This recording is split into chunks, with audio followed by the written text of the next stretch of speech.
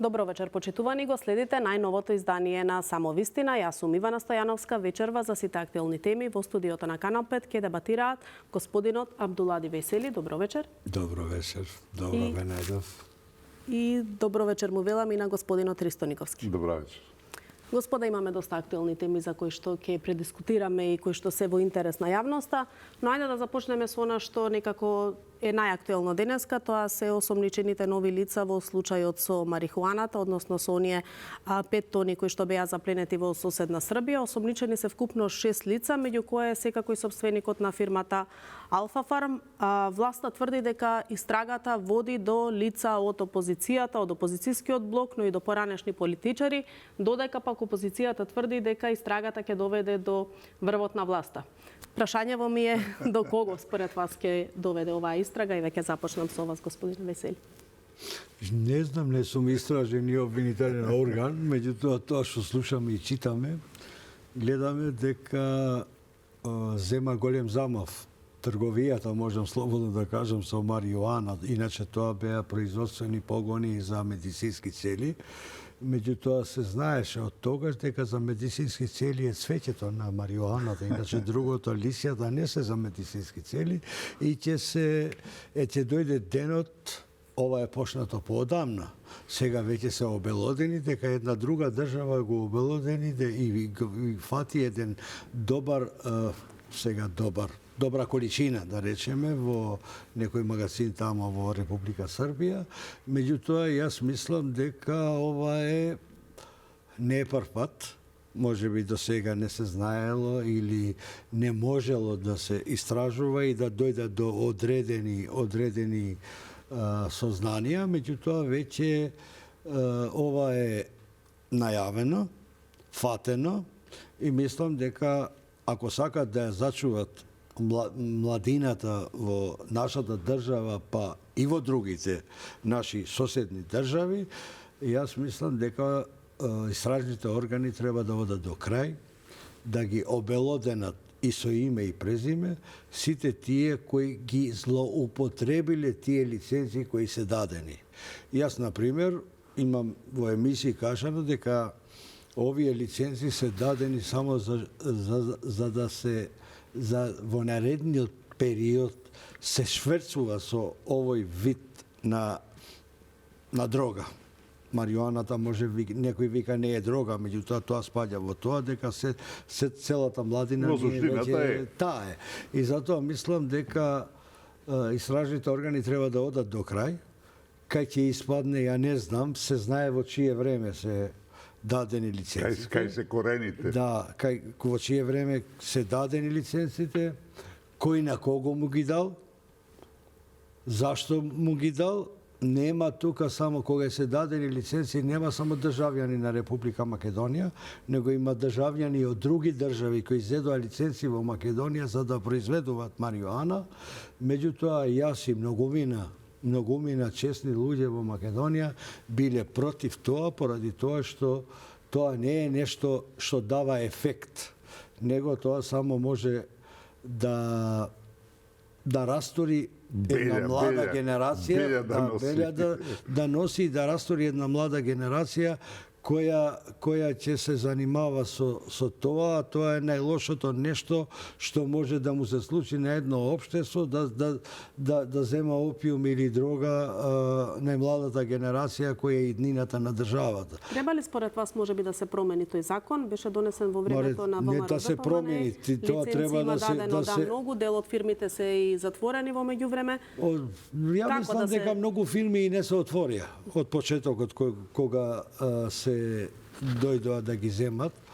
Јас знам во нашиот регион, во Полошкиот регион, 3-4 места кои не беа воопшто отворени, или пак отворени и затворени, дека се знае. Целта беше да им се даде на одредени луѓе, меѓутоа зедоа повеќе луѓе лиценци, меѓутоа тоа после некои и не успеа да ги отварат, другите ги отвара, почна да се занимаваат со таа дејност, меѓутоа таа е шверцувана дејност. Можам слободно да ти кажам, и тоа не требаше воопшто во Македонија да се дозволи дека легално е тоа што Не, се ама дава нелегално е лицензата. основата. Меѓутоа, лицензи воопшто не требаше во Македонија да се даде, дека ние немаме ни механизми да ги контролираме, не се нашите механизми толку ефикасни во високо ниво за да може да ги контролира. И се знаеше дека ќе се доволно реакции или негодувања, па ќе се шверцува друга, не само за Македонија, него во целиот регион. И ќе бидеме еден лош пример на Европа, Колумбија. дека Македонија веќе станува една северно... Колумбија, една Јужна Африканска земја од Америка, Јужна Америка, меѓутоа јас мислам добро е што ова се обелодени, добро што испадна сознанијата кај народот и мислам дека државата, истражните органи треба да земат действија со овој процес да одат до крај. Не 20 да затвориш, 3 се приведени, сите треба да се приведат за овие работи. Така, овие не се работи, треба да се шири и да се приведат, нема за ова слобода. Ова е најлошото зло што може да му се прави на еден народ. Добро, Никовски, според вас до кого ќе доведе истрагата и требаше ли да се чека да се изнесе во јавност оној случај со фатените 5 тони марихуана во Србија, па да се разбудат, да кажем, институциите и кај нас, беа пронајдени после тоа уште над 40 тони марихуана и овде во земјава. Така, да. Требаше ли да се чека толку, да се обелодени, да излезе во јавност случајот од Србија, па да се размрдаат работи? Дури и од кога се отвори случајот во Србија, ние доцниме. Добро е што тргна во акција, добро е што има затворени луѓе, разбирате, значи почнува некоја борба. Иначе се сложувам во голем дел тоа што беше кажано. Станавме Колумбија на Балканот, разбирате, Колумбија е символ на дрогите, на сите тие нелегални супстанци, разбирате, и коренот на сето тоа е во сегашната опозиција. Тие тоа ги донесоа, ја донесоа марихуаната, почнаа со неа да манипулираат, дава лиценци лево, десно, така, мислам, неден... Излезено ли од границите она марихуана, односно канабис, да биде употребуван само за медицински цели, бидејќи како што тоа не може да се употреба за медицински, тоа не може да се употреба што е фатена во Србија, дека видите, ова што го гледаме, што го слушаме, што читаме, изгледа дека и сите тие подзаконски акти што биле, де факто не воделе во медицински за медицинска корист, за медицински препарати, него очигледно треба ли да одговора тој што ги донесол или што ги потпишал тие подзаконски? Апсолутно, разбирате. Бидејќи како што рече премиерот, се спротивни на законот. Точно така. Велам, корените на сето ова е во опозицијата, а дали има вклучен некој од опозицијата, затоа истрагата треба да утврди и сите точно, сите што се инволвирани во тоа и поготово тие што донеле систем за таква производство, што било апсолутно грешка, разбирате. Вие да создавате производство на марихуана во Македонија, тоа нож во грбот да си сами да си удриш, разбирате. Значи, треба сите тие што учествувале во тој процес, разбирате, како што ми случај со Кочани, сега се испитува дури претерано по моје мислење, разбирате, и луѓе кои апсолутно немаат влијание на тоа што се случи на таа трагедија, али овдека се работи за системски работи. Значи, тврдат, ја не сум правник, не ги знам тие работи, нити можеме да ги знаеме ние. Меѓутоа, очигледно дека целата процедура која била пропишана била соодветна. И не само тоа, него не дозволувала де факто да сето тоа што се произведува во медицинска намена, сваѓате. Така да треба да се одговара и тоа најсериозно. Сметате дека ќе доведе до лица од опозицијата или поранешни политичари? Се надевам, меѓутоа, знаете, Македонија има одлични закони. И што е проблемот што не се спроведуваат? Мислам дека оваа власт покажува некаква спремност дека ќе оди до крај, дека ќе расчистува и дека нема привилегирани повеќе или помалку, разбирате, и дека принципите ќе завладеат и дека секој што е одговорен треба да одговара, разбирате, без оглед на која функција е, и да се надеваме дека во овој случај тоа ќе го направи до крај. Јас не гледам дека работите одат во тој правец. Ја не можам да ја пофалам владата дека е одлучна против организираниот криминалот, против криминалот и во цел. 2 години веќе има власт. Ја не гледам дека луѓето кои биле ја криминализирале ова општество, си седа слободни и најбогати луѓе се во Македонија. Па затоа јас мислам дека владата поодлучна требаше да биде. Се согласувам. Меѓутоа не била одлучна. И затоа одговорност, освен посебно сега ќе зборуваме за овој дел, за оваа димензија, за маријуана. Одговорни се тие кои ги го донеле тоа, тие законски акти, тие се знаело дека тука ќе се нема логика да се отворат толку погони за производство на маријуана или фабрики како ќе ги викаме, нема врска, а се знае колку посто од тоа може да се употребува за медицински цели, се знаело дека другото ќе се прошверцува и ќе ги отруе младите. Меѓутоа, и власта е крива зашто до сега не превзела ништо околу тие лиценци дадени од едно минато време. Дали има мешаност и од власта и од опозицијата, ја не знам. Не сум истражител, не сум обвинител, меѓутоа обвинителството и истражните органи треба ова работа да ја носат до крај, дека вака, види, едно да расчистиме. И зборувавме за криминал и корупција во Македонија. Колку предмети се до сега отворени? Можам да кажам дека минимум или многу малку. Зашто? Зашто се плаши сегашната власт да ги отвори сите предмети? Ама не им одговарало обвинителот. Обвинителот мора, кој ќе му носиш материјали, што ќе прави? Кој било обвинител? Било тој што се отдаде оставка, било ово што ќе дојде денеска, било обвинителот треба материјали да има. Материјалите ги дават истражителите кои го истражуваат теренот и ги истражуваат сите. Меѓутоа ја не сум задоволен околу борбата против криминалот и корупцијата и од ова влада. Многу тешко оди. Многу тешко. Зашто оди тешко, ја не знам. Видите, има тоа, јас се согласувам дека треба многу повеќе да се прави, меѓутоа знаете, имаме комисија за борба против корупцијата. Тие велат дека не знам колку случаи отвориле. Обвинителите ништо не земаат, разбирате. Па има одговорност за обвинителите, има одговорност да не функционира, видите. Судството, ама не заборавајте довербата во судството во Македонија е 2%. Тоа е испод онај статистички минимум, разбирате. Значи, па зашто? Па затоа што не функционира, затоа што тука е корупцијата, тука е главна. Едно ќе ви кажам. Јас се согласувам со тоа дека во судството имаме суди, имаме исклучоци, не се сите суди за, меѓутоа има суди кои треба да одговарат и тоа жестоко. И тоа добар дел, за жал. Меѓутоа ние не можеме веќе да и се извадиме дека се овие луѓе од прошлата власт. Не бе сега ти ќе превземаш мерки, влада си. Треба да превземаш. И јас ги охрабрувам да превземат. Јас ги охрабрувам да превземат, дека вака не оди. Сметате ли дека со реформите во правосудството, само една реченица, извини, веќе во Македонија никој не сака да работи. Секој сака преку криминал да стане нешто. Веќе стана тоа појава во Македонија. Знаете што е клучното? Во Македонија сите знаат кој краде и кој е корумпиран.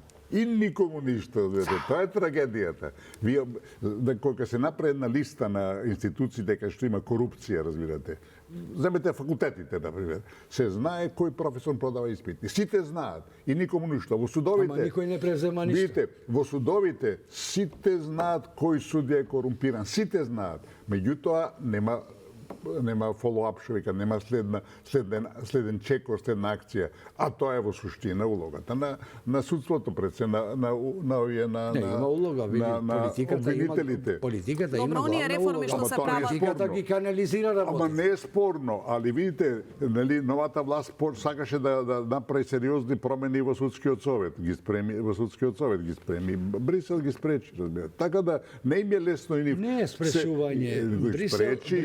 Брисел не сака да едните ги ваѓаш, другите твои ги носиш. И пак истото ќе биде. Види, тука треба да биде кај нас многу јасно. Пак политиката влијае во судство. Ама тоа не е спорно. Неспорно е дека ќе влијае и сега. Во цел свет влијае. Ево сега избираме нови членови на судски совет и на совет на јавни, гледаме како се избират. Да не зборувам. Ние ги знаеме, барем Македонија е мала. Ги знаеме сите врски, какви се и што и како се избира. Не, тоа не е спорно. Отишло од ова партија ќе дојде од друга. Не бе, треба да бидат најдобрите, без разлика во која партија припаѓа. Да не биде послушник на влада, него да биде послушник на државата и на законите, и на законите. Кој викам државата го делам од владата, поради тоа дека држава е држава, има устав, има закони. Кој ќе ги почитува уставот и законите, а не да ги почитува надлежните кои се моментално во власт. Додека има партизација во државата, а кај нас е 90% е партизација на државата, нема да има ни правда, влада, и во сегашната нема да има ни правда, нема да има ништо, разбирате, нема да има ни напредок, ни развој, нема ништо да има. Ако не се освестиме во тој правец, ние уште полоше ќе бидеме. Треба политичарите еднаш да се жртвуваат. Немаме партиите не се завод за вработување. Треба да бидеме јасни и гласни дека завод беа до сега. Ама од сега берем не треба да... Ние се спремаме да бидеме членка на таа европска фамилија, а уште сакаме нашите соседи, нашите братучеди, нашите најблиски и активисти најблиски фамилијани да бидат начело на институциите. И партиите имат мака. Не одат партиските активисти, одат многу блиски членови на политичари. Само не заборавајте тоа, во цел свет е така. Се гледате дека зетот на Трамп, зетот да скокне мазе преку океанот, е главен на меѓународен план, разбирате, на ниво на државен секретар. Поради друго, не дека води некоја институција во Америка. Значи, тоа во цел свет постои тоа, само треба да има мерка. Значи, татко му на зетот, разбирате, стана амбасадор, разбирате. Значи, такви манипулации, да ќе ни злоупотреби, има секаде. Ама кај нас, кај нив е тоа 5%, 3%, кај нас е тоа процентот. Ама види, во Америка, вие знаете подобро, сте работеле и амбасадори, знаете. Во Америка има, кој ќе дојде преседател, има право 1300 луѓе, 13.000 луѓе, не знам колку има свој. 20.000. Не знам колку е точно. Новата администрација, која се смени администрацијата. Да, беше 13.000, ми се чини. Која се смени администрацијата преку 20.000, а Трамп се промени можда и 50. За една Америка од 300 милиона не е ништо. Тука 20.000 во Македонија се вработуваат на политичарите во една земја од 2 милиона, каде што нема ни 2 милиона, 1 милион ни се надва. Процентот е опрашање. Процентот, иначе злоупотребите, манипулациите секаде ги има. Има 1%, 2%, меѓутоа тука е 100%. Ајде ќе се навратиме нешто подоцна во емисијата околу правосудството, околу реформите, околу изборот на новиот јавен обвинител, а да се навратиме сега уште еднаш околу случајот со марихуаната. Еве од опозицијската СДСМ со недели веќе обвинуваат дека без знаење и логистика на највисоките структури во власта, оние 5 тони кои што беа фатени во Србија нема да можеле да излезат од земјава. Кој според вас треба да одговара во случајот и зошто нема одговор од овие надлежни институции? Тука имаше едно објаснување од кој не знам кој даде, или не е ни важно, дека премиерот даде. Можда премиерот, дека кога Вин или не знам кај беше. Да, кога нашиот извоз оди во Србија, значи она што излегува од Македонија, не ја проверува македонската царина, него српската. Не само робата, и луѓето. Не се звелам. И пасапортите, и луѓето. И све. И обратно. Тај држава дека one stop. Сите што доаѓаат према Македонија, нашите ги проверуваат. Според тоа, опозицијата со едно чудо своји пресконференции, све, дури е смешна, разбирате. И ова е едноставно прашање кој мора да го знае. Значи, излезот... Значи, пропустите во случајот се на српската граница? Излезот, тоа е, значи, ако е простапката таа, нашиве, немате улога во тоа. Ама имат право и двете страни. Не, имат право и на тоа. Не пишано правило, при излез контролира таму кај влегува, при излез од друга држава влегува, ама тоа не значи дека другата држава не може да контролира. Контролата се прави на патиштата, разбирате. Кој ќе гледате, тоа е конвој од 5-6 камиони, разбирате. Зошто ако е така, има македонската царина, не демонтираше уште од првиот ден? Тука не се слагам дека камионот кој ќе ги спрема прво документите, декларациите за извоз на некоја роба во одреден камион, треба да се царини, да се пломбира во нашата земја, во нашата царина. немој да заборавите. Не. Така, Контролата ја зашто врши македонската царина уште првиот ден не, еве него македонската соопшти тоа царина дека тука они не има биле надлежни да направат проверка не на надлежни се, тие они го камиони. пломбирале камионот.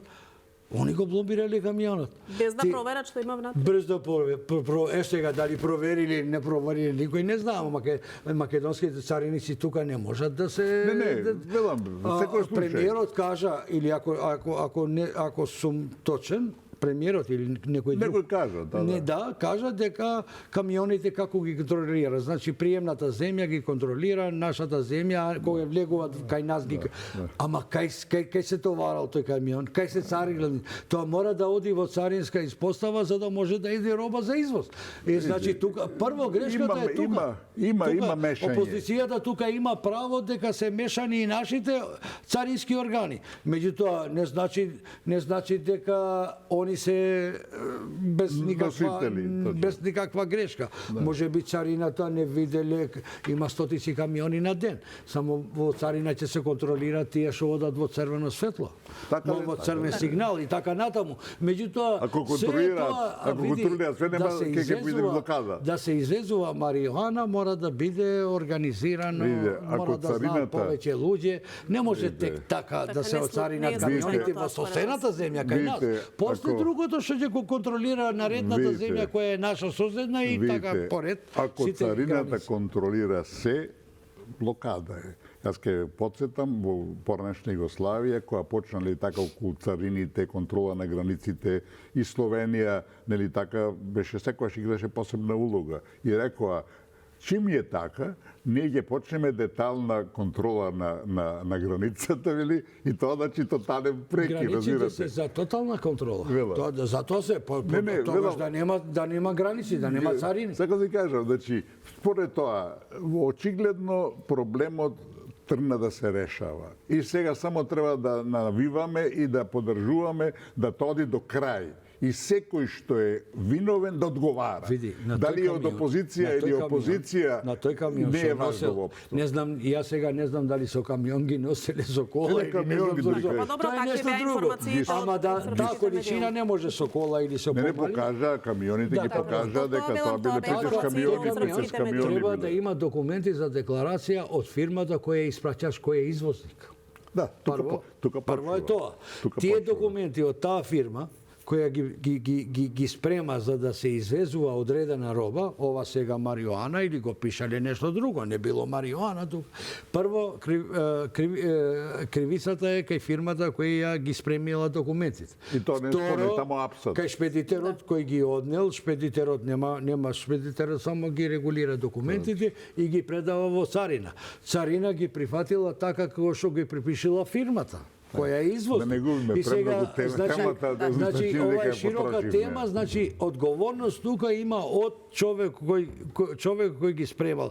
Фирмата која ги спремала документите да ги носи во царина преку шпедиција и понатака према излезот, поминал наша граница, влегол во друга граница и тие ни приметиле показна или може имало и такви сознанија дека одреден камион вози, па ќе го фатиме тамо кај треба да го фатиме. Да не го фатиме шоферот, па да ги фатиме луѓето кои се собственици. Да се открие целата позадина. Дека ако го фатат во камион, ќе го откриват шоферот и тој што ги дал документите. А вака не може да. Ќе видиме што ќе открие страгата, уште е на самиот почеток, еве како што кажавме овие. Да ја поддржиме до апсолутно денеска беа обелоденети и ќе видиме во која насока ќе се движи. Ајде малку доколку се согласуваат и околу евроинтеграциите и надворешната политика да се префрлиме, па ќе имаме време да продискутираме и подоцна околу и овие теми повторно.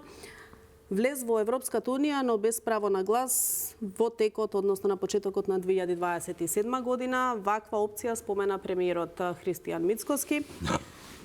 Ќе значи членство во Унијата, но без право на глас и без право на вето. Условите се усогласување на надворешната политика, владење на правото, но секако и уставните измени. Колку според вас е возможно тоа сценарио и повелете? Јас веќе направив 34-5 години во политиката, ваква пракса не познава. Европската унија сите одлуки ги носи со консенсус. Нема со мнозинство во Европската унија. Сите земји треба да бидат консензуално значи да има консензус помеѓу земји за да види Европската унија има устав, акт, да речеме. 2 акта има. И тоа, ако треба да се смени, до сега во Европската унија нема членство во Европската унија без право на глас.